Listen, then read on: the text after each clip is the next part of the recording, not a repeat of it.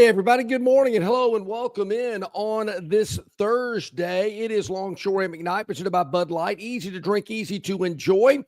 Yep, Barry, not with us again today. Troy playing an early baseball game in the Sun Belt Conference tournament here in Montgomery. I was expecting Barry to be with us today, but unfortunately, Troy did not win yesterday. The Trojans going down in Sun Belt Conference action yesterday here in Montgomery.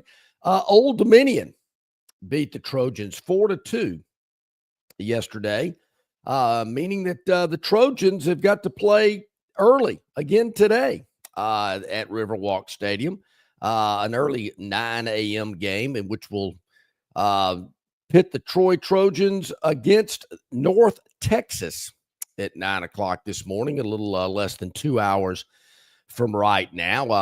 Got to say I was a little surprised. This Troy team, of course, that did not lose a series the entire season, gets knocked off by number 6 seed Old Dominion yesterday, Troy being the 3 seed. So Troy needing to get out of the gate early today against North Texas, or I guess the Trojans will be heading back home.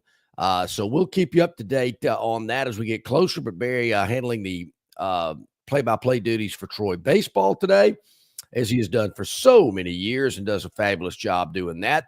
And he will be taking care of that today instead of being here on the program. Hopefully tomorrow we'll have him back. We'll be at Stivers in Prattville, where Price sells cars. So, I hope you can make it. Chris the Bammer, yeah, I know it's tough. But you know what? It makes it even more special when Barry comes back tomorrow on the program. And, these things happen, so it's no big deal. We'll make it with you guys. I can promise you that. So tough day for Troy, a tough day for Alabama up in Birmingham as Tennessee beat the Tide 15-10 in that tournament up at the Hoover Met. The Tide, well, they're heading back to Tuscaloosa, and I guess hoping to see what their postseason will look like. Of course, there was some rain delays earlier in the week. Auburn had to get rescheduled. The Tigers play at 11 o'clock this morning, a mere 4 hours from now. The number 6 seed Auburn Tigers will take on Texas A&M, the only team that Missouri beat this year. Yeah, that's right. Missouri, their only wins came against the Texas A&M Texas A&M Aggies earlier this season. So A&M at the 14 seed taking on Auburn earlier today. Not real sure if Jason Caldwell is going to be able to join us on the program today. And talking with Jason yesterday, I think he's in transit to Hoover this morning. So I'm not sure he's going to be able to join us. We'll check, but I'm not sure he's going to today. Tennessee and Texas later today as well. 3 o'clock is when that game will tip. Number 8 seed Tennessee, number 1 seed Texas at this afternoon in Hoover. And then the nightcap, number 12 Oklahoma, taking on 4 seed Vanderbilt. Night action in Hoover. So as the SEC baseball tournament makes its way after kind of a rain-shortened period earlier in the week, things move on today there in Hoover. So a lot of baseball. If you're a baseball junkie, it is your time of the year. Unfortunately, if you're a Braves fan, they were rained out yesterday in the nation's capital. Maybe that's a good thing. They wouldn't have fallen under 500. I look at it glass half full instead of all the way. And the Braves, they're going to play today. I don't know if it's a makeup. I was looking at the schedule. They've got a 5:45 first pitch today in the nation's capital, but I don't see where there is a double header today to make up that game from yesterday. Maybe there's one later. Don't see it. I'll look it up later throughout the show today. But even though, hey, we got 160 something games to play this year. We're not really overly concerned about if they're playing 2 today or not, but we do know they are playing the game from yesterday that was rained out. And in the NBA, we don't want to jump the route here. I'll just I'll just let you know, I was looking at a write-up about the game last night in New York. The Knicks claim they just took their foot off the gas pedal. I'll let you form a conclusion of how you think that game ended up. Did go to overtime. We will say that. And Chris the Bammer up early today with the first shout out, the first good morning at 6:52. Thank you, Chris. Chris also wanted to know how about the Phantom? Chris, hold on.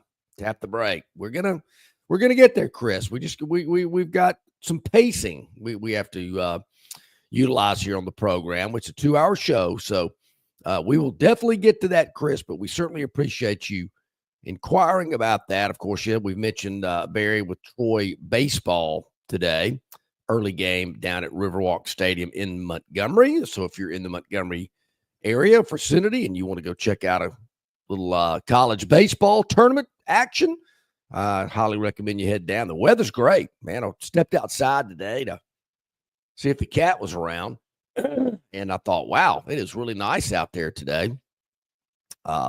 Maybe a cool front came through overnight. I know we had some rain the other day, but looks to be a nice Memorial Day holiday weekend shaping up, and I hope everybody has some fun plans with family and friends over Memorial Day. I will let you know if you're wondering, we will not have a show on Monday. It is a national holiday, and we thought we might partake if that's okay with you all. And we will not have a show on Monday, but we will be back on Tuesday as we normally are with our normally regular scheduled guest. So, Monday, just to let you know, just so you can put that on your calendar, we will not be here doing the program. So it'll be okay, but we'll be back Tuesday. So no harm there.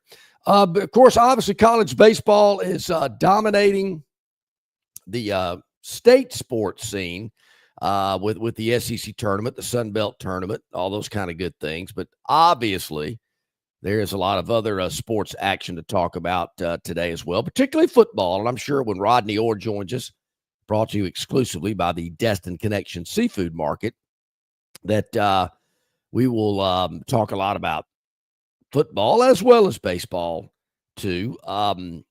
I've been hearing a lot of chirping. There again, it's that time of year. It's that part of the season. They call it talking season.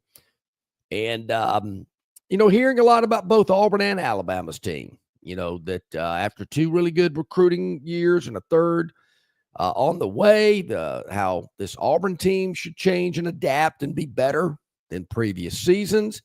Also with Alabama. Some position groups that I'm hearing a lot of high things about, and we'll talk to Rodney about that. Hopefully Jason can join us today as well. As I mentioned, he's on his way to Hoover for today's baseball action. Auburn was supposed to play yesterday, but with where they were in the scheduling and due to the rain delays, they've had to play today. So it's been a little shorter day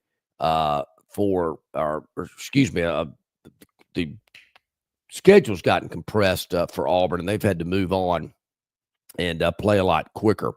John in Wetumpka with a good morning, and thank you, John, for joining us here today on the program. Says, if the Braves win the World Series, can I just stop you right there, John?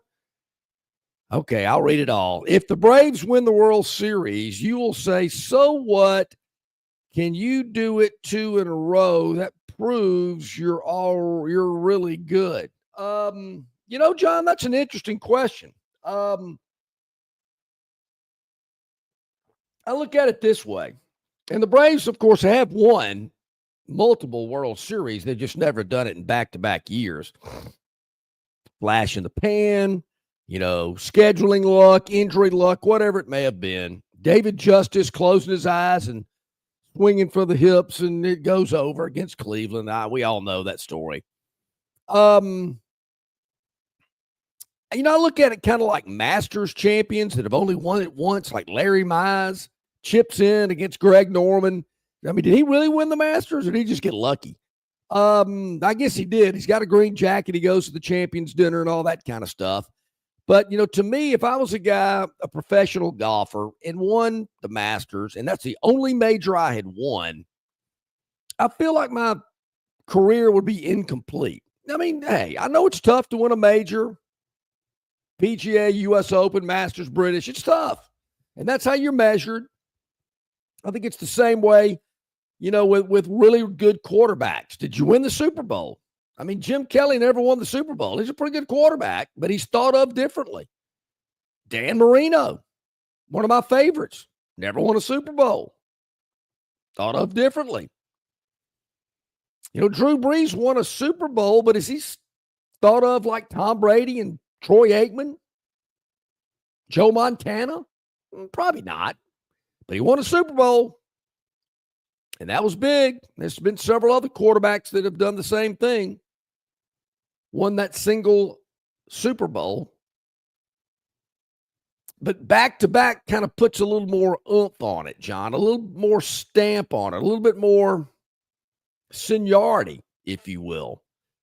Certainly there have not been many back-to-back Masters winners, back-to-back U.S. Open winners. I know it's happened. There just hadn't been many. But I think in those sports, you have to win more than one. So I think back-to-back is so difficult, John. But, am I going to put the Braves in the same category as the Dodgers and the Yankees? Other major league franchises that have won multiple, and I mean by multiple, more than 2 World Series. I mean, come on, John. They've won the same number of World Series as the Florida Marlins, or is it the Miami Marlins? What Marlin is it? Marlin Olsen? Oh, it was Merlin Olsen. So I'll give the Braves credit for winning 2, but that's the bare minimum, because upper echelon programs, there again, the Yankees, Dodgers. I'm sure I could think of others that have done it. Those are the upper echelon. I mean, you could say the same thing about college football, John. I mean, there's some teams that eke out national championships, every 50 years or so?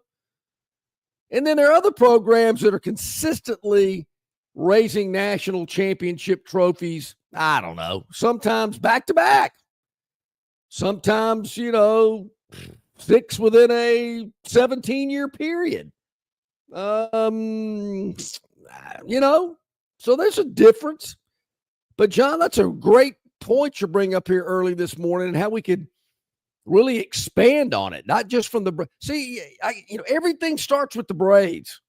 Barry accuses me of everything starts with Auburn. And you see how I kind of intertwined that a little Auburn in there with it. But no, John, I'm just not going to go that far today with the Braves. I'm just not going to be able to do that. But I appreciate you bringing that up, because the Braves are sitting at 500 last I checked. Theotis, yes, Barry will be here tomorrow, Theotis. He would have been here today, but the Sun Belt, or actually Troy, folded like an accordion yesterday. Got beat by Old Dominion in the first round of the Sun Belt tournament. I was not expecting it, Theotis. This team had not lost a series all year. And they lay an egg. Well, they did score some runs, but they laid an egg against Old Dominion. And that was the problem. So they got to play again today at 9. But Theotis, he will be back tomorrow. Doesn't matter what happens today. If I'm looking at the schedule correctly, if Troy wins, they're playing tomorrow afternoon. If they lose, it won't matter. Barry will be getting ready for, I guess, postseason. I guess Troy will go to postseason. I guess they will. And I don't know why my screen will not let me see if I can, just to be sure, Theotis, now that you're asking. If Troy wins today, they play North Texas at 9. Let's see, number 3 winner. What game is this? Loser of game. This is game 7. So tomorrow, Friday, they play at 3 o'clock. If they win the game today, Theotis, they will play at 3 o'clock tomorrow afternoon. If they lose, they are out. So Troy wins 3 o'clock tomorrow afternoon. There you have it. So they got to win because the team they're playing this morning, Texas State, they got beat by Southern Miss yesterday, 9-1. So, so Theotis, good news for you. Barry will be back tomorrow no matter what. So that's we're sticking with that. Terrence is up today. Thank you, Terrence, with Yankees, Dodgers, Cardinals, Giants, Red Sox. Yeah, that's great. That's right, Terrence. Also, Theotis that's a great point, John. We'll be more specific, Theotis. I probably reeled off several great points in the first 15 minutes. Can you be more specific?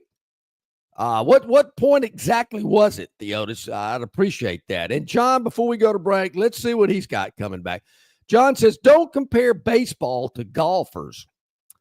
Golfers get praised all the time for missing a hole. By the way, in the last 30 years, the Braves and Dodgers have won the same number of World Series. Look, John, baseball is probably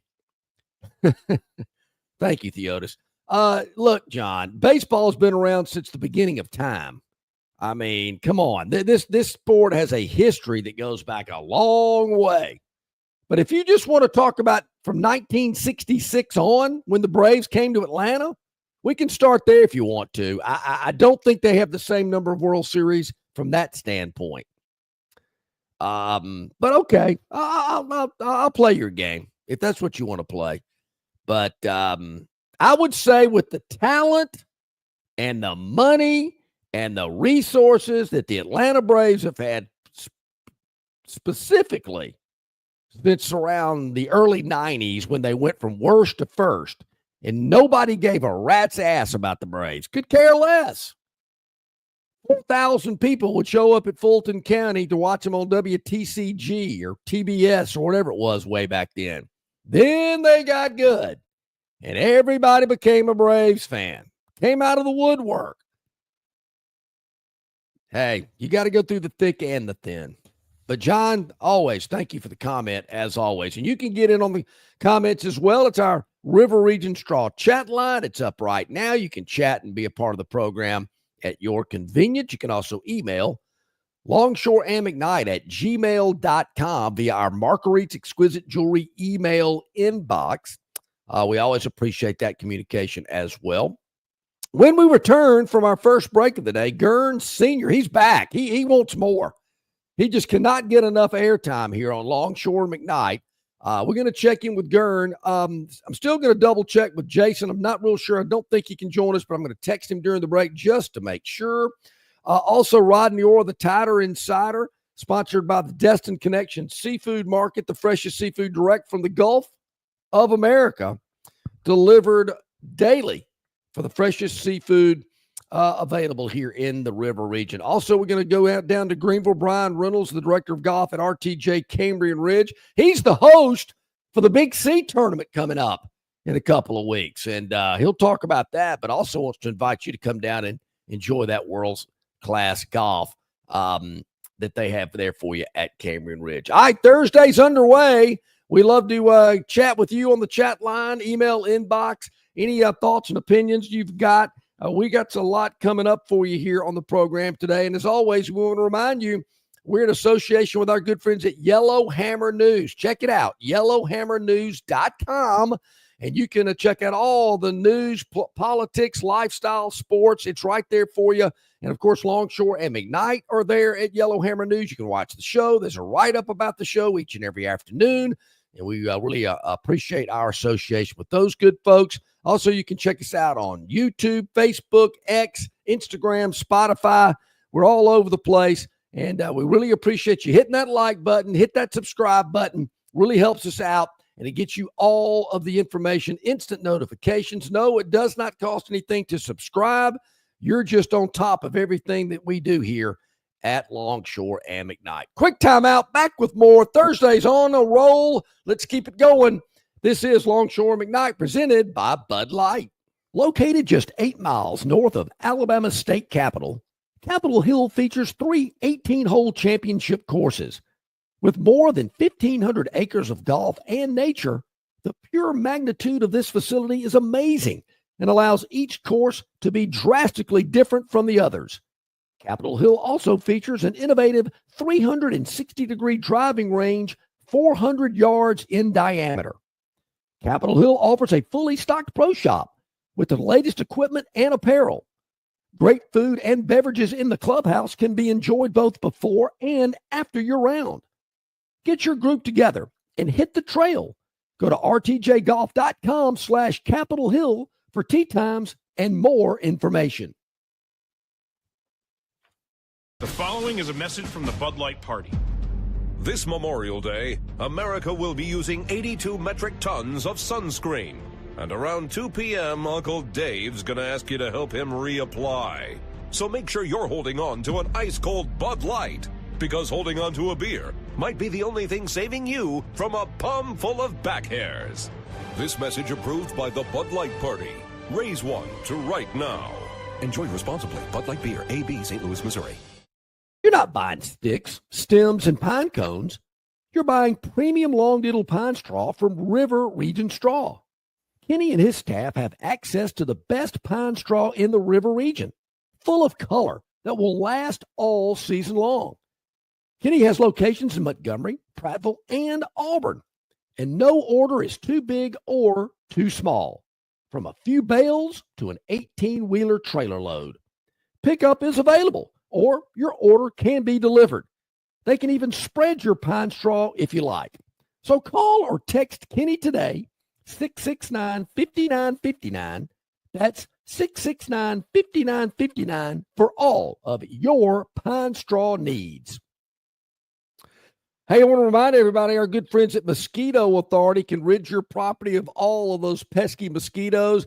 They came by Phantom Enterprises yesterday and sprayed all of the exterior so you can enjoy your outdoor spaces. And I'm telling you, folks, I was kind of skeptical. I said, no way you can get rid of mosquitoes on my property. I got a lot of shrubbery and foliage. I got a ditch behind my house. They knocked them out. So I enjoy my outdoor living spaces late in the afternoon, early evening. I love to be sitting out there on what I call the veranda and watch all the action from the day, whether it's sports or politics. And Mosquito Authority makes it so much more enjoyable. Give them a call today, 648-0936. That's 648-0936, or go to bugspike.com. You mentioned Longshore McKnight to get half off your first spray for new customers. So check them out and do like I do and call Mosquito Authority, and those mosquitoes will be gone. Okay, Chuck says Mo 9. Chuck, well, I'm not sure what that means. Chris the Bammer says, kind of like year 2 of Saban. I've never seen so many Bammers. You saying Bammers came out of the woodwork? Huh. Well, I mean, they were probably pretty quiet during the Mike Shula era.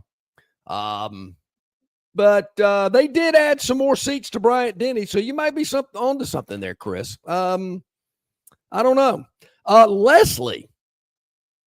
Leslie Sport says, Dodgers have won as many World Series in the last 5 years as the Atlanta Braves have in history. Laughable to compare Dodgers to Braves. Did you hear that, John? That's Leslie calling you out, basically. Basically calling you out on that. Interesting. All right, let's bring in Gurn Sr., who is chomping at the bit to get in on the program today. Gurn, thank you for joining me again today in Barry's absence. I mean, you're not trying to take over for Barry here, are you? Well, what's the deal here? Basically, I have been referred to as Barry Light. Barry Light. Barry Light. Not Bud Light, but Barry Light. Well, I will say, Barry's got that, long, flowing, golden blonde hair. You don't have that. That's until I get my rug, I'm not going to have that. All right, I'm going to ask you a hard question. I know you don't like to answer hard questions. It's good. Wait a minute. I need some more coffee, but go ahead. Did you stay up and watch the game? I did. Okay. So I don't really want to. I don't want to. Did you stay with it? I don't want to say too much about it because obviously in about an hour from now, when the Phantom will be making his daily dog prediction for today, what I thought was interesting is you bring it up, and I have already touched on this. I was reading an article at ESPN.com this morning, and it was entitled "Knicks Claim They Let Off the Gas." Did you think they let up? Hell no.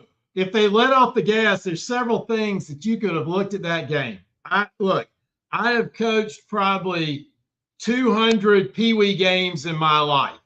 And going back to one of my greatest defeats, coaching fifth graders at Mountain Brook Elementary, where I was up by 4 with 10 seconds and lost. And that's impossible. Wait a minute. I had a kid intentionally foul a kid shooting a 3, and he made it, and then he made the free throw. So we lost in overtime. So look, I'm no great coach, but I've coached a lot of games. All they had to do was wait a minute. You didn't instruct that player to foul that kid when he was shooting a 3, did you? Of course I did, because there's no way we could lose except for that way. Wow. And so when they were up by 8 with like 30 seconds left, all you had to do was foul every time. And the clock, there's no way you can lose. I mean, it's math. Now, I'll say this. You may not have picked up on this because not a lot of people know it. The guy who won the game was a guy named Aaron Neesmith. Aaron Neesmith went crazy in the fourth quarter and hit 5 or 6 threes in a row, just came down, chunked it up, boom, boom, boom, boom, boom. I've seen the Pacers do that before against the Knicks. Well, that's true. Where did Aaron Neesmith play basketball at college? Oh man. Is he related to the guy is he related to the guy that invented the game? I don't believe so, but he played for 2 years at Vanderbilt. No way. So Aaron Neesmith was one of the top prospects they ever signed. As a freshman, had a great year. And then his second year, they had a kid that's the best player to ever play at Vanderbilt. Yeah. And he played 3 games. And he's now the starting point guard for Cleveland named Darius Garland. He is unbelievable. He's one of the best players in the NBA. And so Neesmith takes his place, averages a bunch, and then breaks his foot late in the year. Never comes back, and then goes and gets drafted by the Celtics, plays for the Celtics, and then gets traded to the Pacers. And that's that dude. And that dude can fill it up. And he's the reason they won. Halliburton, did great at the end. That dude, when it was 14 points with 3 minutes and 14 seconds left, that guy just came down and went crazy. So that's one of the most amazing finishes. I've never seen a finish like that in my life. And go ahead. I'm with you. I've been praising the NBA for years now, particularly over the last couple of months. I found the games to be incredibly exciting and physical. And last night was one of those games. It was an awesome display. Well, I'm going to make it. When the game was over, I think it was Halliburton, if I'm not mistaken. I believe it was, gave the Knick fan base that's when he hit what he thought was the game-winning shot, and it went up 15 feet and dropped through, and then they went to the monitor and it was a 2. And they had to go to overtime. The ultimate bad karma moment that didn't turn into bad karma. Yeah, I mean, you're talking about a guy who's lucky. That was going to be some bad memes if they don't win in overtime. Well, I don't want to let the cat out of the bag, but the game could have ended right there, and I would have been happy. Just saying. I got you. I understand. Yeah. All right, I'm gonna admit something to you. You're never supposed to admit things on yourself. Game was over. In my mind, I did the math. The game was over. I left the game with about 40 seconds left to go and see how the hockey game was going. Now, technically, I think the game went over a lot earlier than that, but I think I know what you mean. I got you on the over. So I clicked over to ESPN to see the hockey game, and I got to see a shorthanded goal by the Dallas Stars. And then I heard SVP say, "Hey, I think the Pacers just won the game." And I'm like, there is no way the Pacers came back. So I clicked back to watch the overtime and see the choke thing. And there are a lot of crazy things, but that was just bizarre. Well, there again, I'm sure you've heard me mention it many a time. Reggie Miller hitting 3 threes in 13 seconds was about, I thought I'd seen it all. That's right. And yes. And I'm sure Knick fans from years ago were probably thinking something similar as they watched the Pacers last night and the Knicks. There again, don't want to give too much away. I think we might already have, but that's okay. We'll get to the Phantoms Daily Dog a little bit later on in the program. I actually like the NBA. I watch the NBA, but the playoffs, all you have to do is start at about halftime. Yeah, that's right. And you're going to get the full game. And these are 4 really good teams. They're all, kind of young, kind of newish. There's no, this is the new breed. And these guys are good. They're really good. I totally agree. I've watched more of it recently than I have in quite some time because it is a fast-paced, exciting, physical game. And I've told you, I mean, it all started, once I got to see it up close, I had an opportunity to sit on the front row of an NBA game, and I thought, man, this is totally different. It's kind of like going to NASCAR. You sit up close in a NASCAR race at a start-finish line, and you go and you see those cars go by. You go, man, this is a little bit different. And I don't know if it's just TV doesn't do it justice. I think, football's the best sport for TV. But being at an NBA game, a NASCAR event, maybe even a major league game is a little bit different. I don't know if I'm going to go that far, but well, I mean, look, all right. So everybody complains about the NBA and how they're just jacking up threes and they're not playing basketball like they did in the Bulls era and all this kind of stuff. But look at these guys. These guys are 6'10", 6'11", and it's not like they're shooting 10%. They're making shots. So why not take the shot? And they're that good. And then you look at a guy, somebody will say, well, how's Janai Broom? How does he look for the NBA?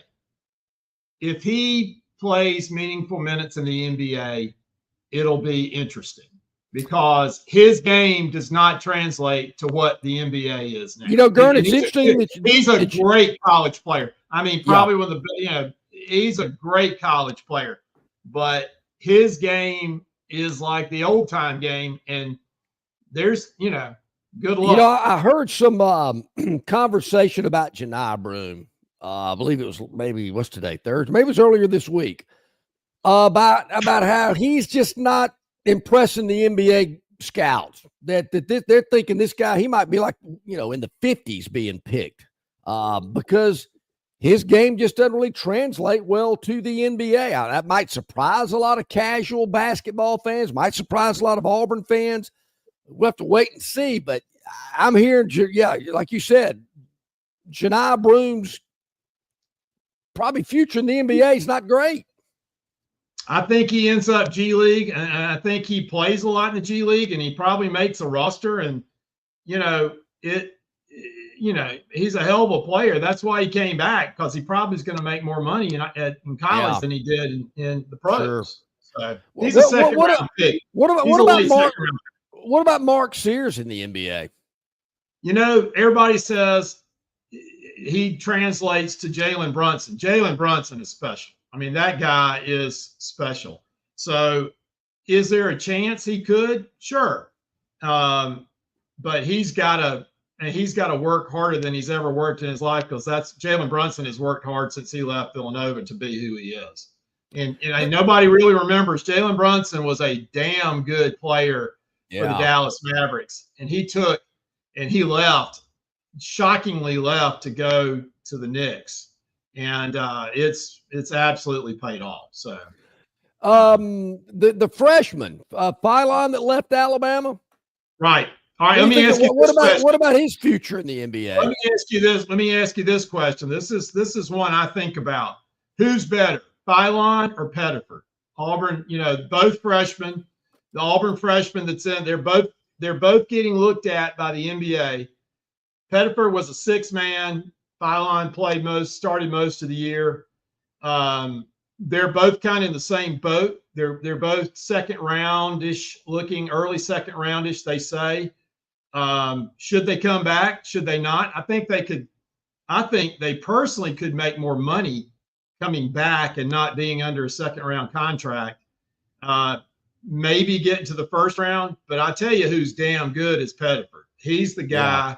He's the guy who made Auburn go last year. He was the distance. Have I seen enough of them? I mean, to answer that question, I'm just wondering, there again, I didn't watch every second of Auburn and Alabama basketball last season, but as you asked that question, I'm thinking, did I really see enough of those guys to compare? They're physically, they're not like the guys that are already, 4th, 5th year players, but Pettiford goes to the combine and NBA, preview thing and just lights it up. I mean, he has like averaging 20 points and just is crushing everything. So, he could he could somehow jump into the first round and it makes sense. But you also, what happens if you come back and you have an average year, if you're there, you're going to get drafted, deal with it, make some money, but a second-year contract's not like a second-round contract's not like first-round contract. Yeah. There's a big drop-off. Huge difference there. But that'll be, both of those teams, Auburn and Alabama next year, will look different. Let's put it that way. Well, I think you got to expect that every year. With the turnover and the transfer portal, you better get a roster because you're going to need one when you go to the first couple of games to figure out who's actually on the team. Don't love that part of it, but hey, it is where we are, and it's what we're doing here. How about this from Terrence today? I don't follow this that closely. He obviously does, but he is telling us on our River Region Straw chat line that the WNBA last Saturday afternoon outdrew the Yankee Red Sox game. Not surprising. I'm telling you. Look, 2.7 million is baseball. No wonder ESPN dropped baseball. Well, I'll say this. If you like sports and you follow brands and you follow players, the WNBA is riding as high as they ever have been. They've got the brands. They've got some amazing talent now. Caitlin Clark is transformative. Like her, hate her. She's not a nice person. I mean, that's the thing. She's not scrappy. She doesn't want to be your friend, but she can damn sure hit a logo 3. Yeah. I mean, and the hard foul she made on Saturday was just, I mean, it's old school. I mean, it was Detroit Pistons. It was Lambeer. I mean, she grabbed her and kind of tossed her. And love it. It was, I mean, anytime you foul somebody and you walk away and the other person's coming at you, it wasn't just a little touch foul. So then you got Jay Barker's daughter in the WNBA. Look, Sarah Ashley Barker, she started at Georgia. I think she was at Pelham or Oak Mountain, or she played some in one of the suburbs, was really good. Yeah. Maybe Spain Park. So I had a guy tell me there's a guy who I talked to who is he's the PA announcer for women's basketball at Alabama. And I actually had lunch with him the day after they lost in the tournament. And she had 40 something and scored their last 20 points and just played out whatever. He goes, she will be probably a good pro. She will one day be one of the top coaches in the country. She's wired. Oh, wow. Yeah. She's one of those special athlete types that is a grinder. coach type kid that's not an NIL type person. Let's put it that way. So, well, it's an interesting story, to say the least. Obviously, we followed her father when he was quarterbacking at and Alabama. her brother's the quarterback whisperer at Alabama, right? I think he's the guy whispering in the ear of the quarterbacks. Used to be. He was on this. He was. I don't know if he's on the team anymore, but I know he was at one point. Well, I mean, he was a GA. I know he's a GA. Maybe last year or the year before. So interesting. All right. So let me ask you this. As I mentioned it, was we were talking about the Braves and Alabama football, and we got all over the place. I don't know if I've ever asked you this before, but I've certainly brought it up many a time. People think I'm crazy. Should Alabama recognize and honor Mike Shula, who was fired and Nick Saban took over? 3 rocky seasons, but based on everything that happened, when he was hired, Mike Price gets fired in May. They got to hire Shula, which was about this time of year when they hired him. He's coming in wide-eyed, bushy-tailed, doesn't have a clue, never been a head coach before. Did get 1 10-win season out of his 3 years in Tuscaloosa, but there were some key games that he was not able to win. But based on what he went through and had to steady the ship as best he could, should there be some type of Mike Shula recognition? I think, how about this? Mike Shula is one of our contemporaries. He was a year ahead of us, redshirted, and he was there our 4 years. It was average football. He had some good moments, Georgia being the top. To Alabama in the end zone on Labor Day. I mean, that's remember it fondly. He had some other good moments. I mean, he had, the Iron Bowl and Van Tiffin and things like that. Okay. So should we honor? Have you ever heard anybody say anything bad about Mike Shula? I'm not talking about, how people gripe about coaches. And have you ever had somebody who knows him or interacted with him say anything negative? No. I mean, he is. So when we were in college, you know what he did every day? He went to mass every day. He sure did. That's right. I forgot about that. I don't think you went to mass every day.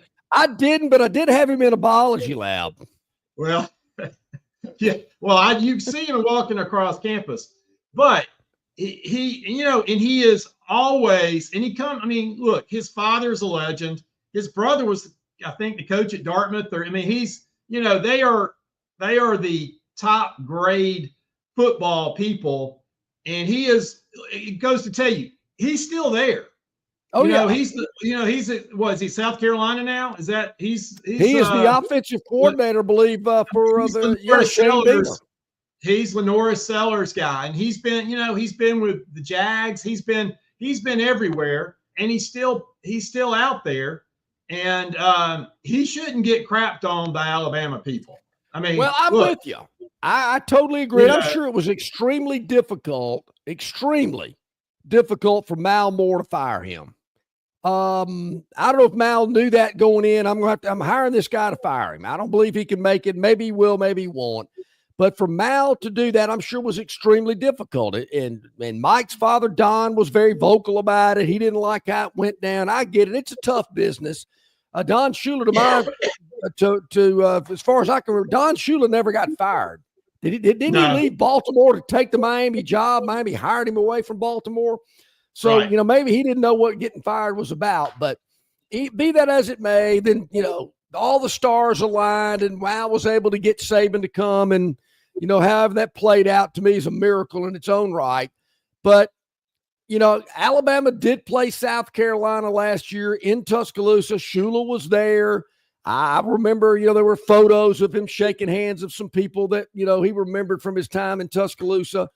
But I don't know, maybe it's too soon. Maybe he's got too much going on, but I would hope at some point in time they would do that because, look, we all know that was a terrible, terrible stretch of Alabama football. He doesn't have a great personality, public personality. He's kind of introverted.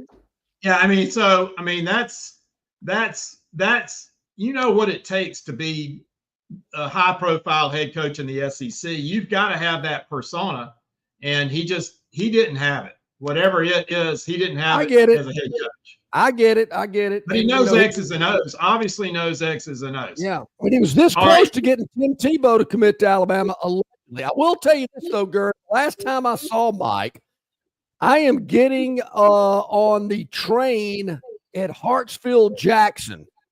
I don't know what concourses I was going in between. All right, hold on a second.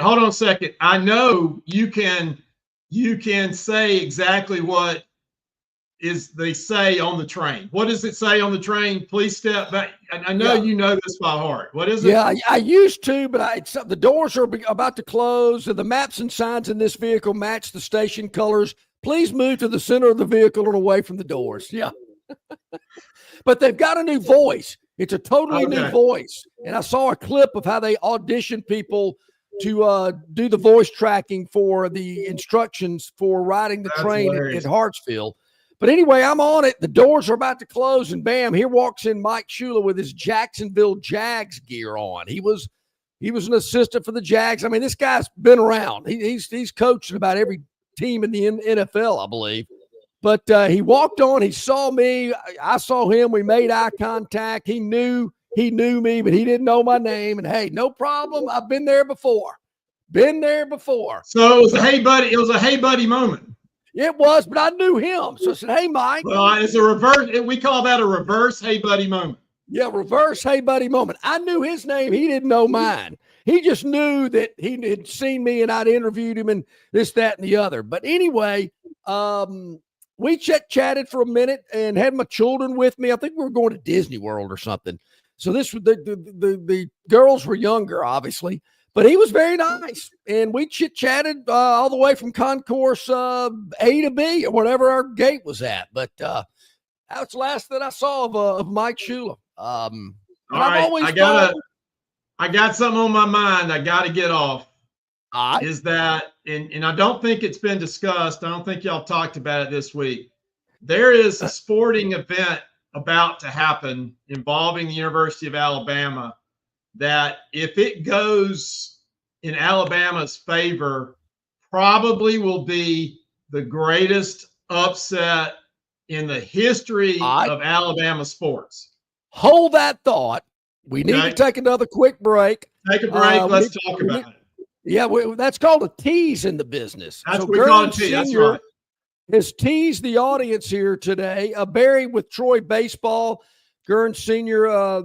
Is very nice to step in this morning. Rodney Orr in about 13 minutes. The Tide are insider. Let's take a quick timeout.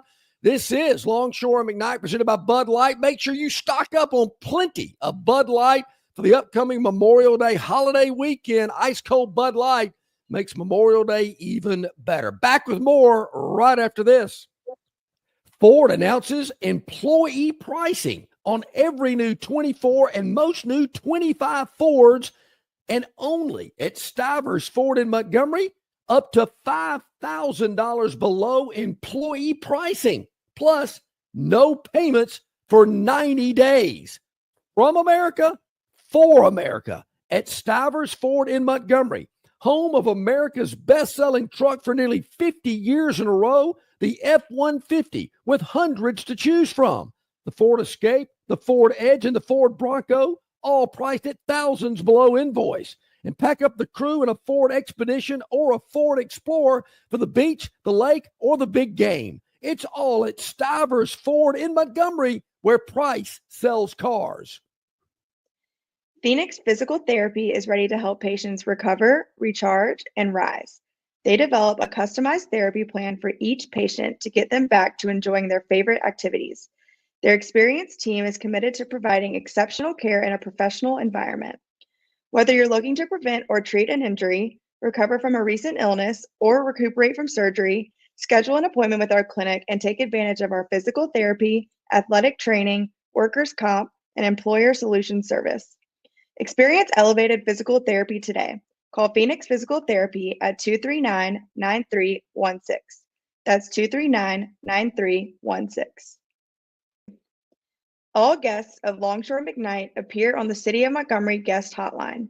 Check out the most interesting and informed personalities in sports covering Auburn, Alabama, Troy, ASU, and all the major teams from across the country.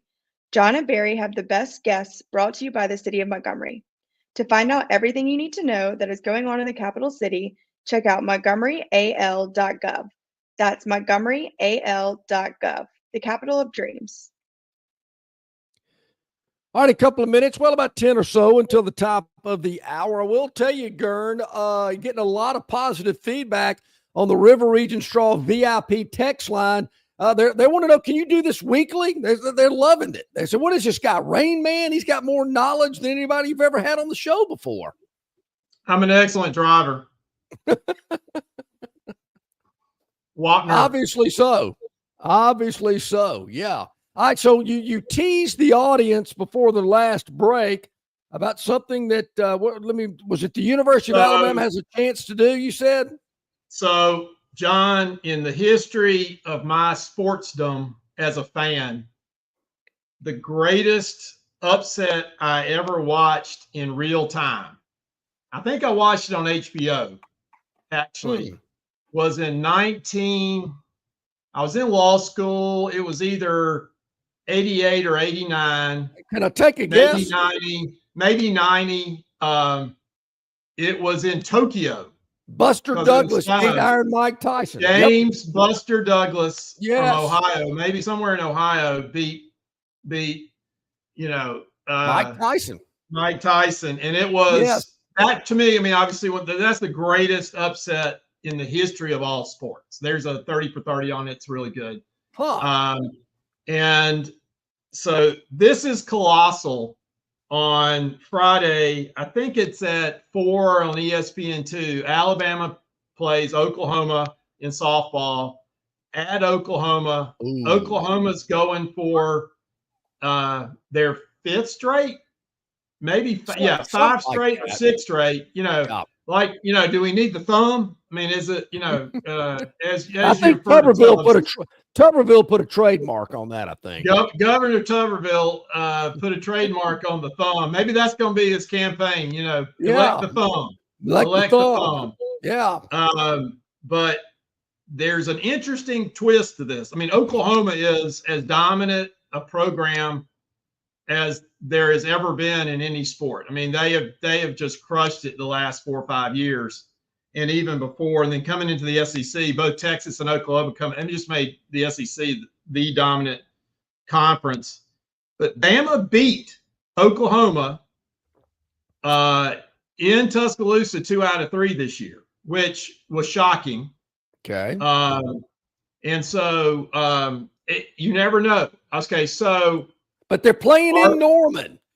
They're playing Norman. They're unbeatable. There's very unlikely that Alabama beats Oklahoma, but they do. So our little alumni association, the Butler County Alumni Association, which is hosting the Big C tournament, we have a good speaker every year because the person who's head of the National Alumni Association is from Greenville. And so we had Patrick Murphy last year. Yep. And if you ever get the opportunity to hear Alabama softball coach speak, those kind of speeches are kind of humdrum. They say the same thing, the chicken and green beans and rice rotate, all that kind of stuff. Sure. I have never, and this is a lot of hyperboles, as people say, but I have never heard a better coach speak than him. It was, he had the audience laughing, and I cried twice.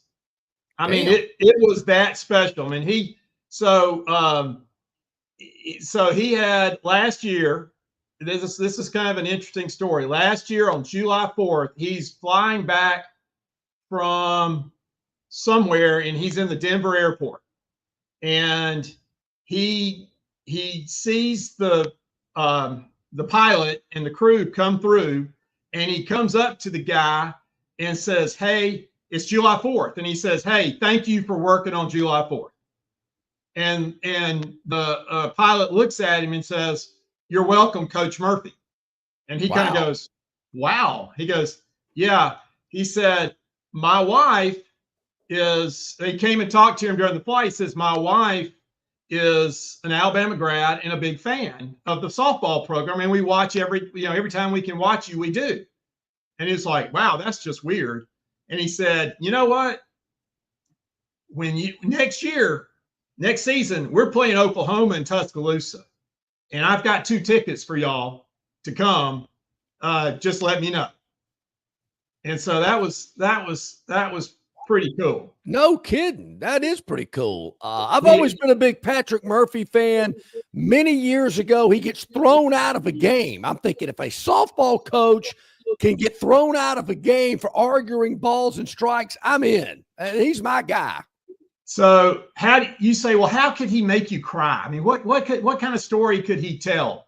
So he is on that same trip. He's flying back, and maybe he was at a tournament where it's a high-profile tournament, and there's actually a player from the Alabama area that was in that tournament. He was recruiting her, and I think rules say he can't talk to her, but he saw the family and the boyfriend. Oh, and so he goes and talks to the boyfriend, who's high school senior, and says, "Hey," talking him up, "Hey, it'd be great if whoever it is comes to Alabama and commits and plays for us and all this kind of stuff." And he goes, "Well, I'll pass that along, Coach Murphy." He said, "But, do you know my story?" And he's like, "Well, no." He said, "Let me tell you my story." He said, I'm a orphan. I was adopted out of a Russian orphanage, and the adopted family, when I came there, the local community wrote letters encouraging them and encouraging me. And I still have those letters. And you know who one of those letters was? It was yours." Wow. Yeah. Wow. So he's the real deal. So I take it the girl ended up going to Alabama? Yes, I believe she did. I believe she did. No, she went to Auburn. No, I'm just kidding. But anyway, that's I mean, look, if you like sports, women's softball, look, I'm not a huge college baseball fan. College baseball is good. Pro baseball, it's just like everybody else. It's slow. College baseball is good. Women's softball is fantastic because it's fast, it goes quick, it's bang bang. I mean, it's got it all. And if you get a dominant pitcher, that's actually fun to watch in a sense. So I don't know. I'm with you. I like, if somebody plops me in front of a TV and says college baseball or college softball, I'm going to be watching softball. I'm with you. It's faster. Would you have ever imagined 15, 20 years ago, you would have said that? I mean, no. Think about this. Could you ever imagine, I don't know, 8 to 12 grown men our age sitting around a TV during cocktail hour, biding the time and enjoying themselves with a women's softball game going on? And and it was Alabama playing in Dakota. What was the pitcher's name? Right. Montana. From Montana Fouls. You almost got the state right. I was close. I was close. State, right? Yeah, I almost did. I was close. Barry will love hearing that one. And maybe they were wanting to see what she could do. But I'm with you. I'd rather watch that. Now I will say this. And I don't want to offend anybody here, but it won't be the first time. Well, hold on. When you start that with "I don't want to offend anybody," the next words out of your mouth is going to offend somebody. We know probably that. So. I could do without all the cheerleading in the dugout. All those girls are sitting there cheering, and they show them, and they got their ponytails and all this kind of stuff, and they're tapping the railing, and they're cheering, and blah, blah, blah. I could do without all. I know your daughter played at least 1 year of high school softball because I watched junior high. Junior high. I watched her play in Greenville when they came down to play the middle school. Okay, so I do remember that, it's worse though. She was at the lower leadoff. level. She was the leadoff hitter. Believe me, it's worse down there with the chants. IE, you know, all that, you know, it's I don't monkey get it. in a tree or something Yeah, like that. yeah, I mean, it's bad stuff. So Yeah, no. and I do. I enjoyed it. She enjoyed it. It's funny, you know, Warren, the school, the coaches asked her to play. I guess they thought she was somewhat athletic. She comes home and goes, "Hey, Dad, the coaches want me to play softball." This is in 7th grade. I went, "Do you even know what end of the bat to use? And what do you mean softball?" And, you know, they weren't that good. I mean, they were starting the program up. I think they might have won a game or two, but whatnot. But it was fun. You know, we enjoyed it. Me and several of the dads would sit together behind or really down the first baseline, eating sunflower seeds and pouring a beverage of our choice in a plastic cup so we could sit there and watch it all day. An opaque container. Yes, it was. All right, so what before we let you go, I know Rodney Orr scheduled to join us here in just a moment. Any words of wisdom before we let you depart today? No, I hope everybody has a safe Memorial Day weekend. We've got check out the sponsor on the screen and everything else. I do believe obviously Bud Light is making a comeback, but Mick Ultra is topped out. Modelo is the #1 beer in the country. Yeah, as far as being in drinking, I've actually that's my beverage of choice is the Mick Ultra these days. So enjoy it responsibly. Yeah, it was interesting. I was out talking to my friends at Bama Budweiser about a week ago, and we were talking about that. And of course, Mick Ultra is doing incredibly well. It's their top seller here in the River region. Bud Light is a close second. But what really surprised me was what was really just flying off the rack, flying off the shelves, Busch Light Apple. Now, you've got to be kidding me.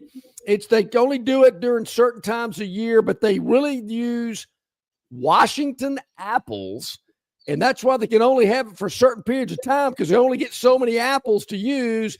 They got X number of 100,000 cases, and they got people calling them up going, "Hey, man, I need some more of this Busch Light apple up here at the, Circle K in Titus." And they're going, "We don't have any. We'll get some up there as quick as we can." Now, I don't know what Natty Light's doing in Greenville because that's the beverage of Greenville. But the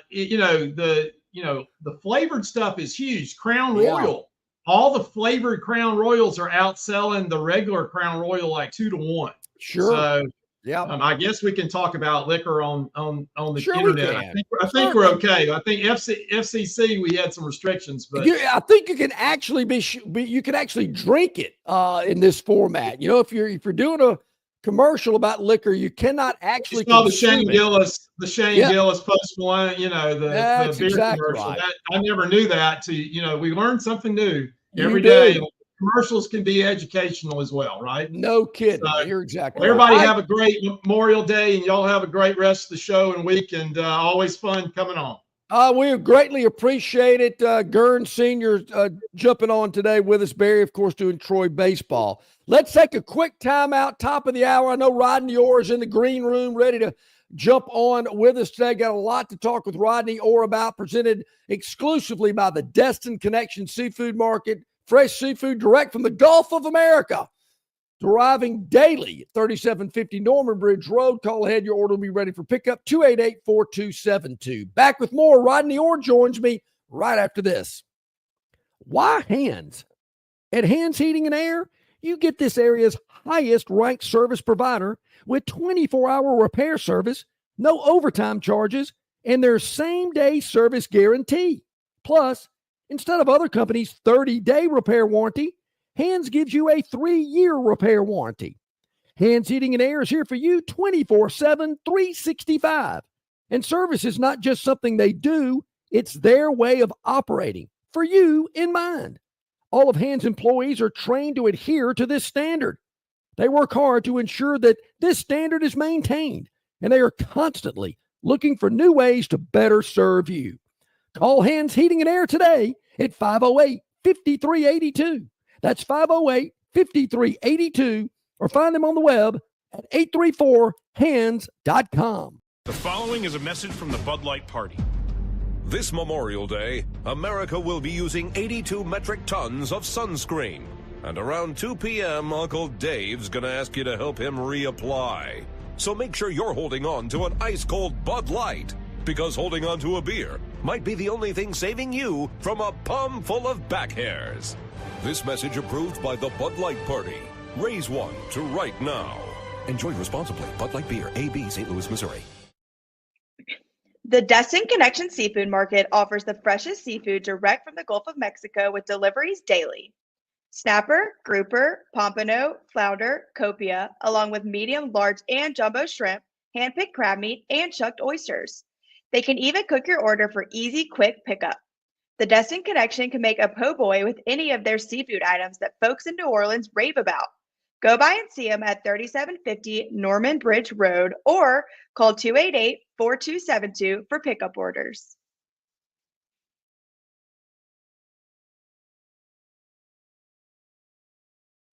All right, welcome back in, everybody. About 5 minutes past the hour, as we do each and every Thursday, we welcome in our friend Rodney Orr, the Tider Insider, brought to you exclusively by the Destin Connection Seafood Market. Hey, Rodney, good morning. Thanks for joining us today.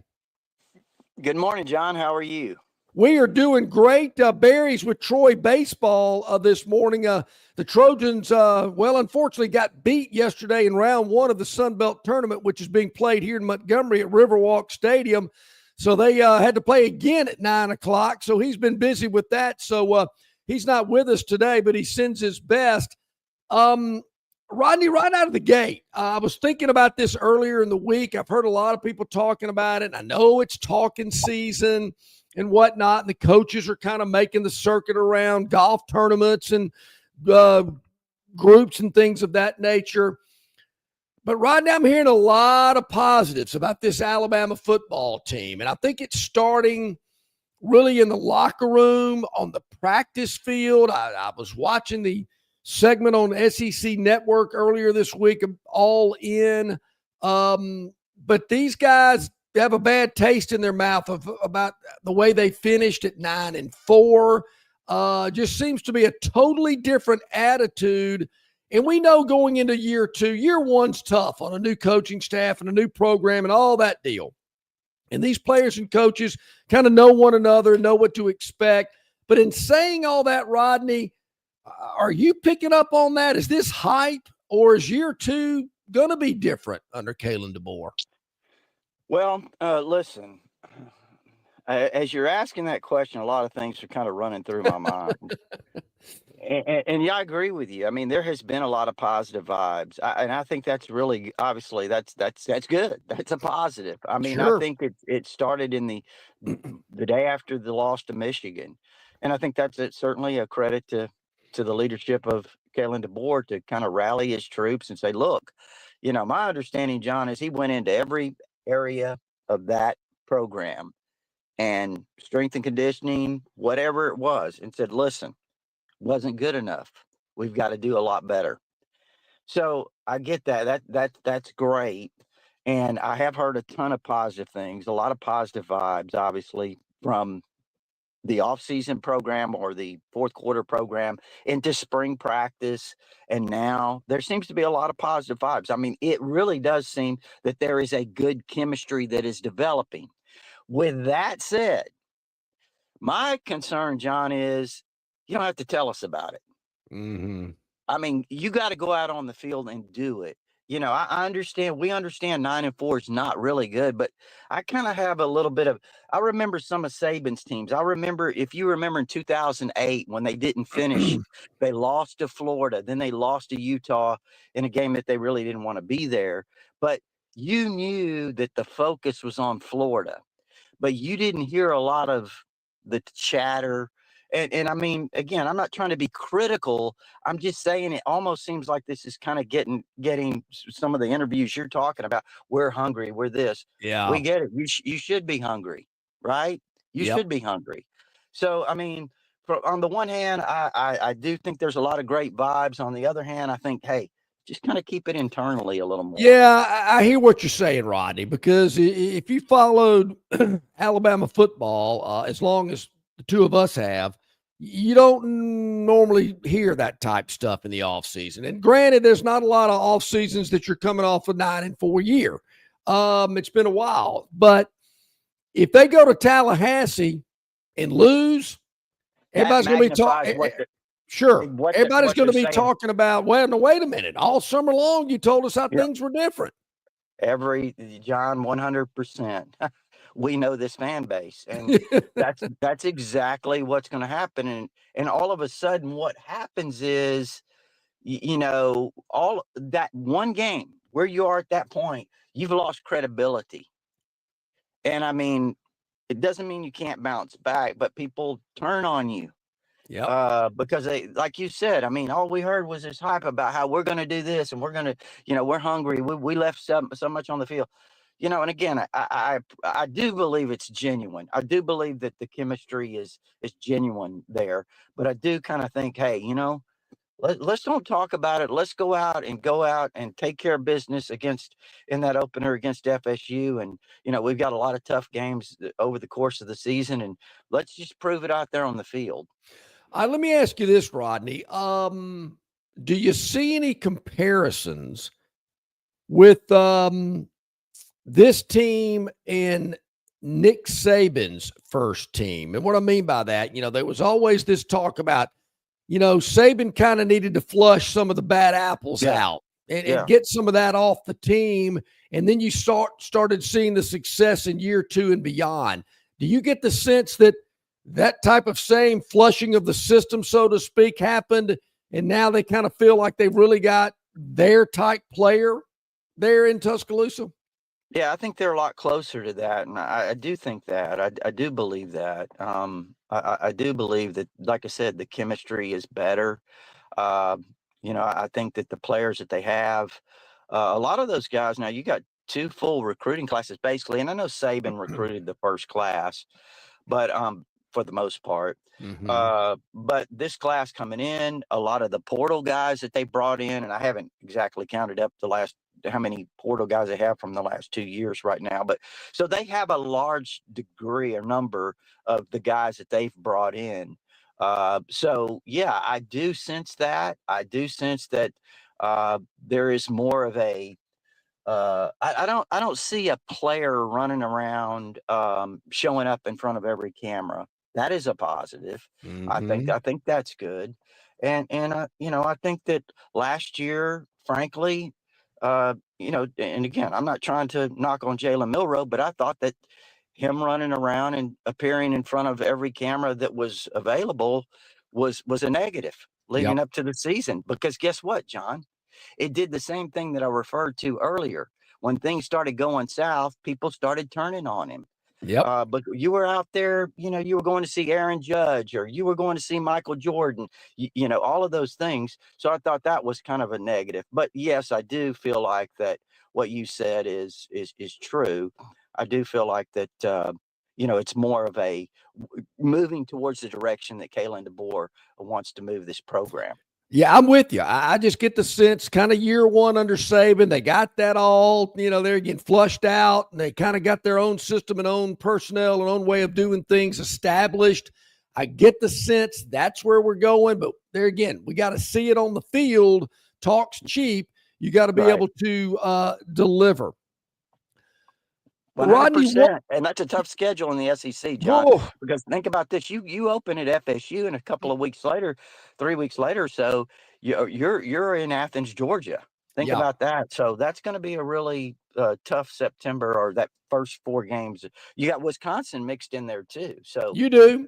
So I don't know if you got the schedule in front of you. I'll just pivot to this because I was going to ask you. But Barry and I kind of been doing this little exercise through the last couple of weeks. We're still continuing on with it, but we have already talked about Alabama. And we came up with the toughest 3-game stretch. Okay. We're going to go through every team in the SEC, and obviously some of these 3-game stretches might have an off week somewhere in between those 3 games that we think could be the toughest based on who they are, the time, where it falls on the schedule, things of that nature. And you mentioned that game in Athens in late September. But in your opinion, Rodney, what is Alabama's most difficult 3-game stretch? Well, I don't have it in front of me, but if if you want to pick up, because obviously they play. I don't even know who they have the second game, but it's certainly not a powerhouse. Yeah, I don't ULM. remember. They play Yeah. La Mo. Well, we know how they can be sometimes. Yeah. So I better be careful. But no, who do they have after Georgia? Vanderbilt. Yeah. Obviously, right? And then Yep. who's after Vanderbilt? Then they're at Missouri. Then Yep. Tennessee comes to town after that. And then here I'll tell you what mine was, and maybe this will help you out a little bit. They play Georgia, Vanderbilt, Missouri, Tennessee, and South Carolina all in a row, 5 straight games. Mhm. But they play at South Carolina, the 5th of those 5 after Tennessee.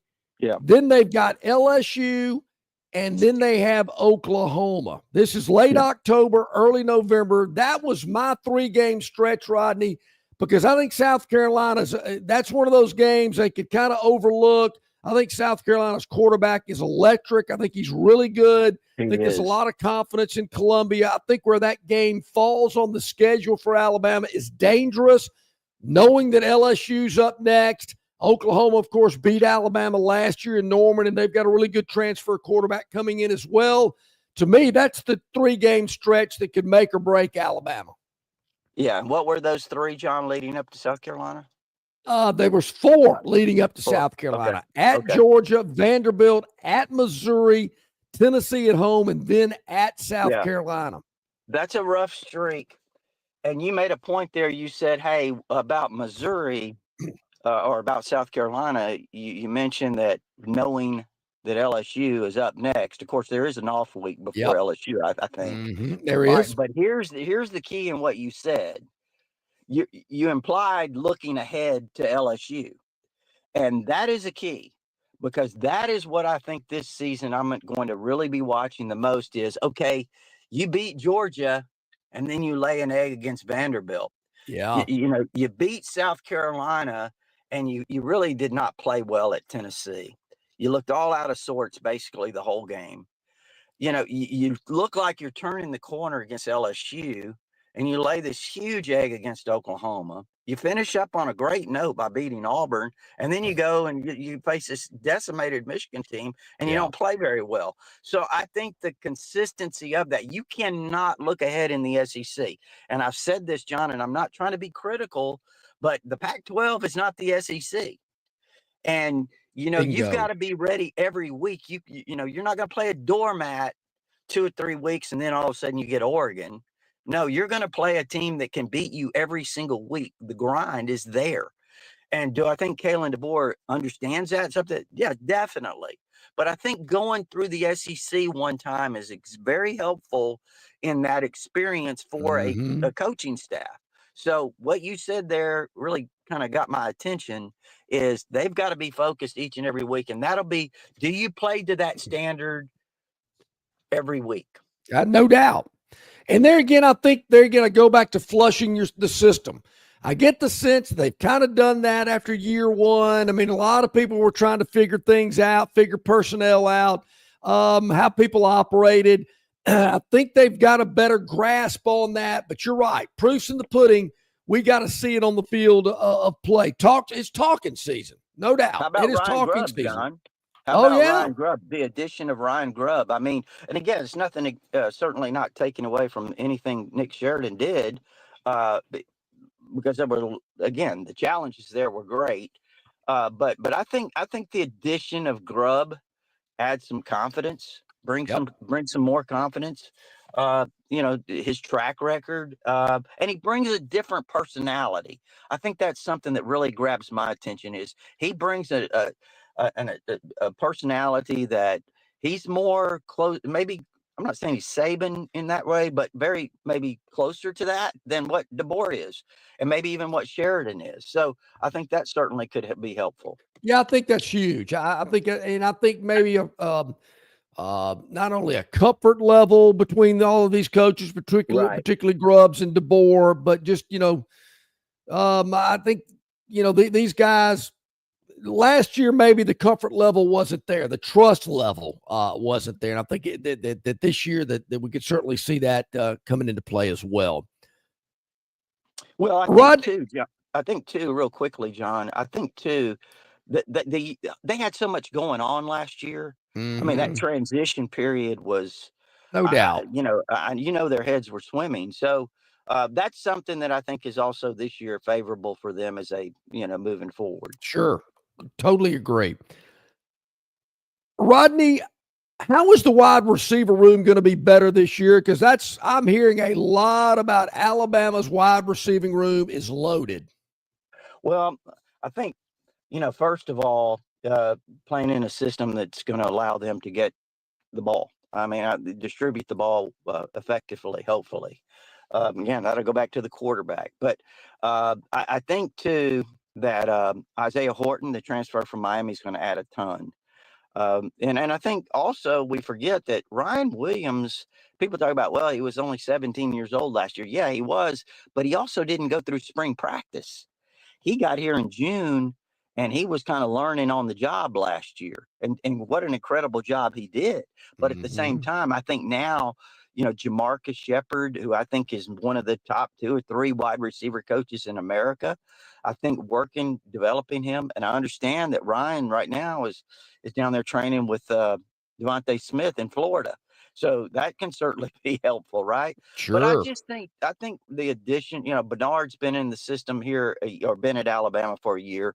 So Jeremy Bernard, Ryan Williams, and I think Isaiah Horton, he brings a big physical presence, big play guy, made a ton of plays in the spring, in the scrimmages and practices and all of that. I think that, but I also think there's some guys behind him. Rico Scott has a chance to be really, really good. He's got to become more consistent. That's the thing I keep hearing. A couple of freshmen, Latsier Brooks is very dynamic. Derek Meadows, don't count him out. He's a big physical 6'6" guy, good speed, but Cole Adams is back. So I think some depth and I think some experience that they have in the addition of those other players.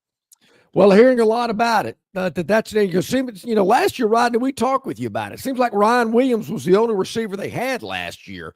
So being able to distribute the ball a little bit more certainly makes that defense think a lot more about what could be coming their way. So that certainly seems to be a positive. Speaking of wide receivers, The Athletic had a column earlier this week of the 25 best college football players over the last 25 seasons, beginning with the year 2000. Cam Newton was number 1. Hard to argue with that. Only one Alabama player was on that list, Rodney, and that was Devontae Smith.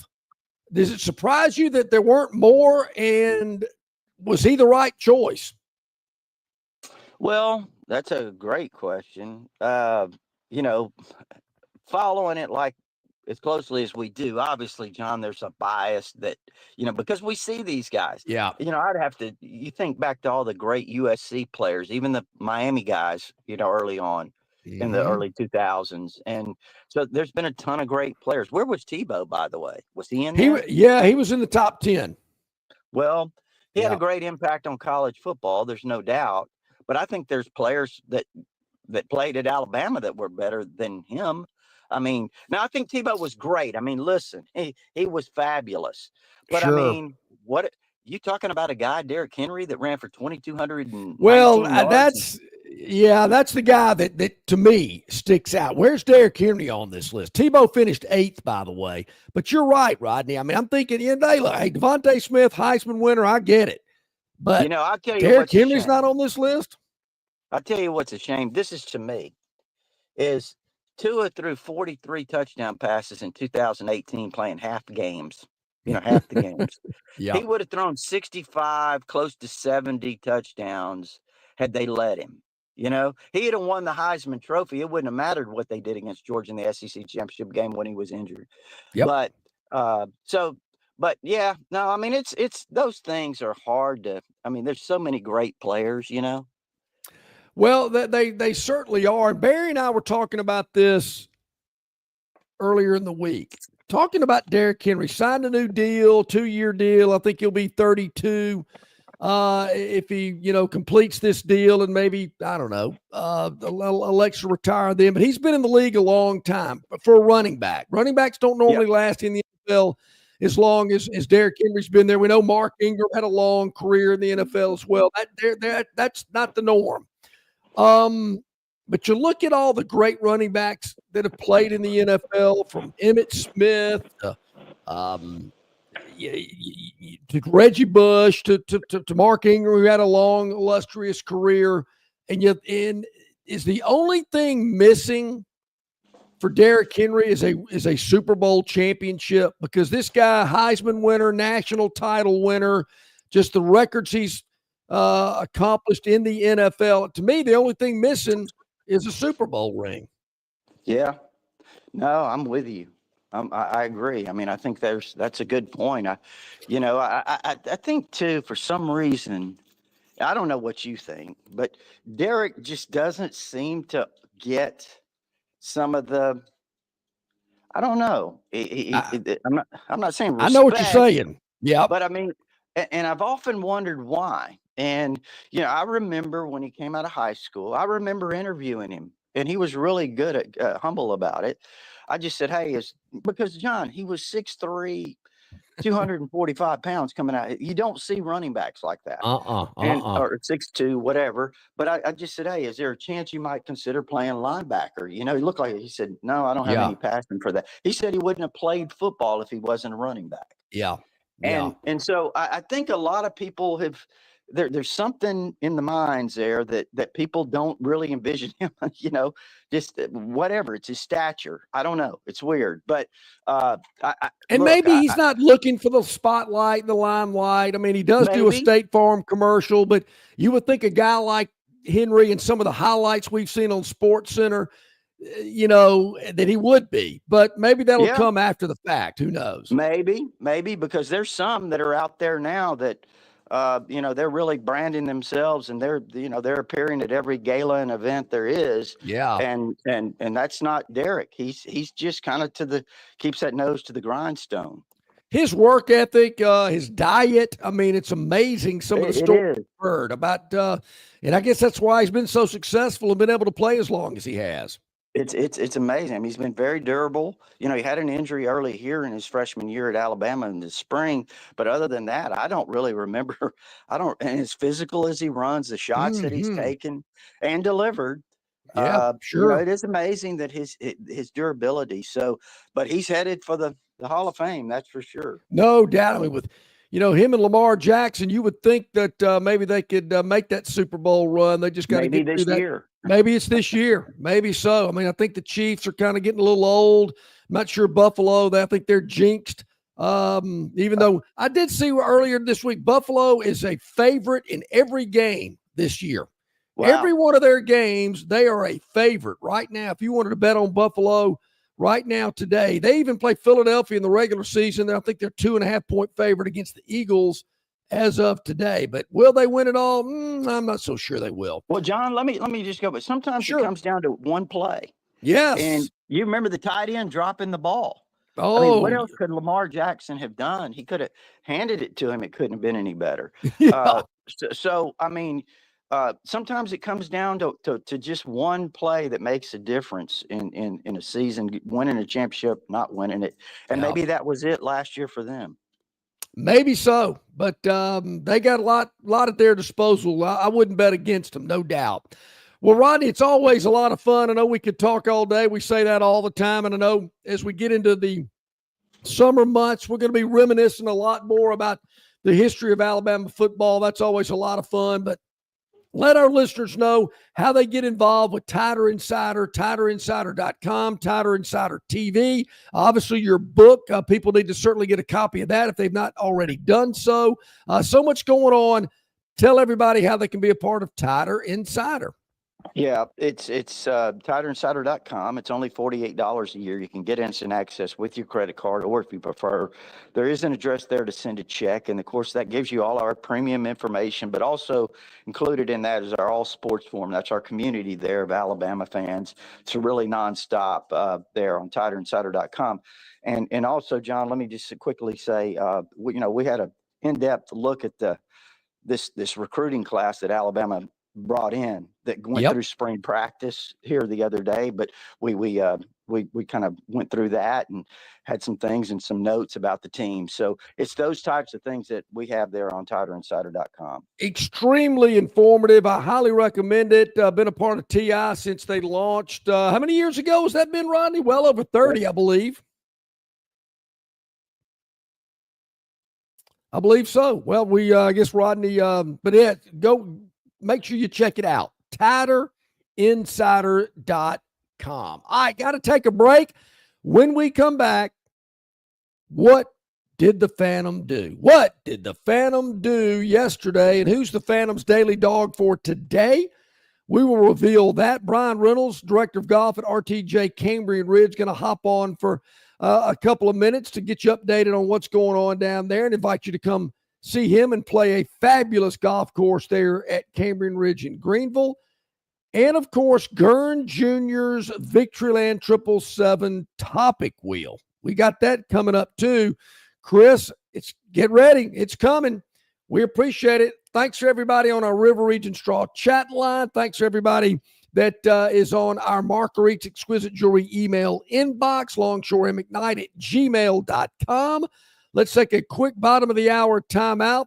Hey, our good friends at Bud Light, remind you Memorial Day is coming up. It's this Monday. It's an extended Memorial Day holiday weekend. Make sure you got plenty of ice cold Bud Light for your Memorial Day holiday celebrations. Back with more. Marianne is with us at Marguerite's Exquisite Jewelry. Gosh, there's a lot of things going on at Marguerite's right now. Marianne, give us an example or two.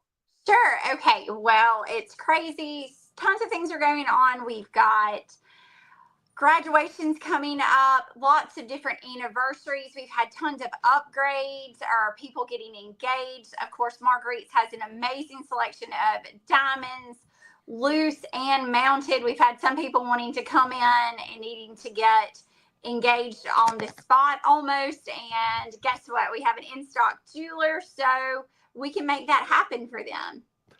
How has Earring Fest gone? I can imagine that it has been spectacular, Marianne. Yes, Earring Fest is great. We have tons of selections, more than honestly we've ever had before. Dangles, hoops, studs, you name it, we've got it. What about for the graduate? A lot of, like you mentioned, a lot of people are graduating or are about to graduate. What's the go-to? What's been the most popular graduation gift? Well, go-tos, of course, I'm thinking maybe the baby cross. It's beautiful. It's small. I have it. And a lot of people get turned off. They're like, baby, no, this is like for a graduate. But it's just a smaller cross, delicate, something you can have forever, as well as solitaires. Diamond by the yards are great because it's a wonderful layering piece, something that they could wear through sorority recruitment if they're going to do that. And we also have lots of strands of pearls, a classic gift that they can wear in graduation or any of the senior pictures. And watches and cufflinks for guys. We have those in stock, and they're wonderful pieces instead of just, giving them a Dillard's or Visa gift card. Makes it special. One more question I've got about it. What about those people who at this time of the year, they really like to get into their jewelry boxes or look in the back of the drawers? It's time to do maybe some late spring cleaning. Right. Can they trade up some of those jewels? Of course, yes. There's no reason for jewelry to collect dust, especially if Marguerite's is right around the corner or within driving distance. You just load it up. It doesn't matter if you're not sure if it's costume or not. Bring it in. We can test it for you. There's absolutely no charge to that.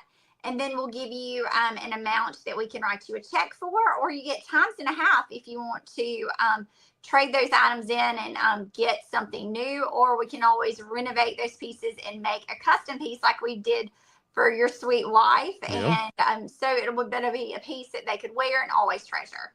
You can always tell how much it means to Marianne to be able to help, because she helped with that piece for my wife 3 or 4 years ago, and she still takes pride in it. So does Marianne. Anytime she gets a chance to help. Marianne, you mentioned that it's very conveniently located, Pepper Tree Center next to Chappie's Deli on Vaughn Road, and the hours are convenient as well. Definitely. We're open 7 days a week, 10 to 5:30 Monday through Friday, 10 to 5 on Saturday, and noon to 5 on Sunday. Gosh, go by Marguerite's. No reason not to let them help you with the wonderful gift-giving opportunities everybody has in their life. Go to Marguerite's Exquisite Jewelry. Thanks, Marianne. Thanks. All right, about 26 minutes to the top of the hour here on this Thursday. Longshore McKnight, presented by Bud Light in association with our friends at Yellowhammer News. Check it out, yellowhammernews.com, and you can check us out there as well. Okay, before we get to Brian Reynolds, director of golf at Cambrian Ridge down in Greenville, he's going to hop on with us here in just a second. We got to let you know what the Phantom did yesterday. I guess we do. I guess we have to. And as we talked a little bit about it earlier in the show today, it was an incredible game. It was phenomenal. And the Knicks are saying maybe they let the foot off the gas. Who knows? But it went to overtime. And the Indiana Pacers win the game outright in game 1 of the Eastern Conference Finals. It was a heck of a game. It went to overtime, 138-135. Won the game outright. We were catching 5 in that game. Catching 5. And won the game outright. So the 5 was a bonus. If you're keeping score, and, probably shouldn't, because it's, something new and different each and every day. The Phantom has hit 13 out of his last 17. 13 out of his last 17 have been winners against the spread in the Phantom's Daily Dog. And you're getting it for free? Wow. Some people are making you pay for information like that. We're just doing it out of the goodness of our hearts. 13 out of the last 17. That is where the Phantom stands right now with a big win. And hey, it was exciting. Great game, a lot of ebbs and flows, some big shots at the end of regulation, big shots at the end of overtime. Hey, I know it was a heartbreaker if you're a Knicks fan. It was a heartbreaker if you were laying the 5 last night. I get it. Been down that road before. I feel your pain. No, I really don't. But you got to take them when you can get them. And the Pacers cashed the ticket for us last night. So, what are we going to do tonight? Is this game going to be as exciting? Is it going to have as many twists and turns? Is it going to go to overtime? It might. But last night's game was pretty dadgum good. Theodas, just check it out. Just check it out. That's all I'm asking. All right, tonight, 7:30 ESPN, we've got the Western Conference Finals. And they've already played a game. OKC won the first game at home, and it was not even close. But tonight, I think things are going to be a little bit different. I'm very high on this Minnesota Timberwolves team. I think they got a really good roster. I like the chemistry there. OKC's damn good. Don't get me wrong. Got a young roster. But the T-Wolves already down 1 game. They're catching 7.5 tonight in Oklahoma City.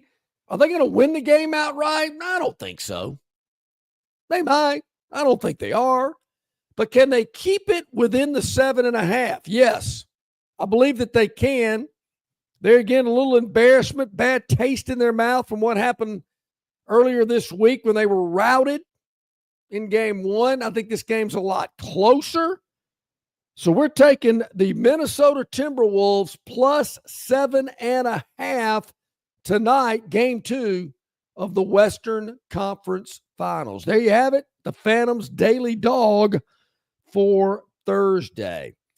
I believe Brian Reynolds is standing by, director of golf at Cambrian Ridge on the RTJ Trail. Brian, thanks for holding on with us here today. Wanted to touch base with you because the weather's beautiful.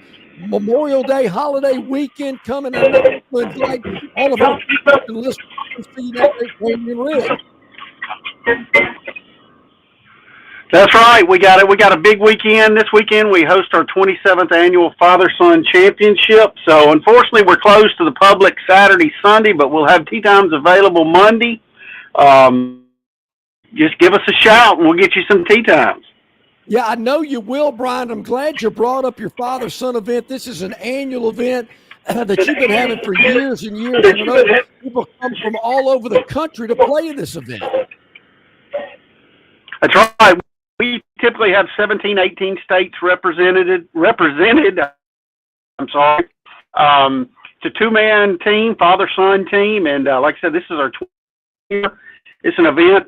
It goes live. The entry form goes live March 1st, and it fills up in about 4 hours with 100 teams. So, big weekend, lots of fun. We're looking forward to a busy, fun weekend. I know you are. Monday is available. It's a holiday, Memorial Day, so get your group together and head on down to Cambrian Ridge, another golf course. With this time of year, Brian, I mean, the warm nights, the beautiful days, the showers that come in from time to time. I know your course is in peak condition. That's right. If you have some Monday, come on down, give us a shout. We'll book you a tee time, and come see us.